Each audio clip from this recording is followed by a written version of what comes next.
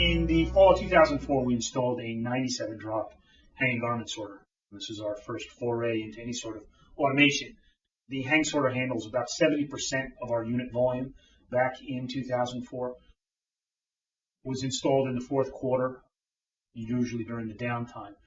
It was a very solid, real quick install. We did it in about 5 weeks. The great part about it is SDI actually built the mechanics of the hang sorter on top of our existing packing operation. So it was really amazing when we were ready to cut out the old operation. It took about 2 days to cut out all the structural steel underneath and got the hang sorter up and running. Normally SDI and RTI look at about 3 to 5 day testing time frame to test the drops and to make sure the data works. I think we did about a day and a half before we were just like, okay, let's go, let's get it moving, let's get it pushing. So the hang sorter has probably been one of the most successful parts of our operation here. Historically, to get 100,000 units through the building in a day, we would have upwards of 400 FTEs. The packing area specifically, would have a large amount of people to be able to push those units through. Our throughput, the hang sorter has about a capacity of about 10,000 units per hour at peak.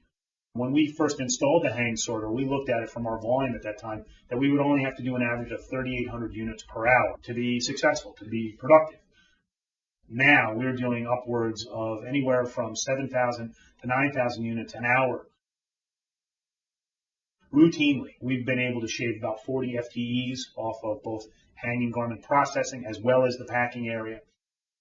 And it's actually gotten to the point where in 2004 and earlier, we would have to have the packing area running all day.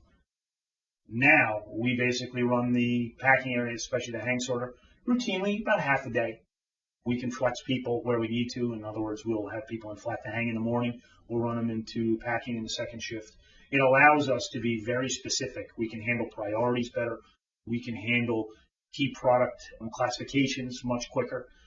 It's been dramatic as far as the timing, the savings, you name it. As far as from the standpoint of savings, we originally looked back at the hang sorter as around a year payback. We paid it back in around about 15, 16 months, and that was just on the original induction of 3,800 units an hour. That's kind of what our units were based on. So if you look back at what we planned it to do originally and what we're doing now, it actually has changed our whole process and how we operate. In 2004, we were working probably weekends, 6 months out of the year. We only work probably about 5 to 7 weekend days a year now. And that's saved on overtime, that is saved on staffing, that is saved merchandise flow. We've been very, very productive, and it all started with the hang sorter when we first put it in 2004. We were lucky enough to expand it in 2006, so it's up to about 126 drops now. We can handle everything. We handled e-commerce through the hang sorter. We handled holding stores. We have handled multiple store locations for openings. It is expandable. It's easy to fix it, to maintain it.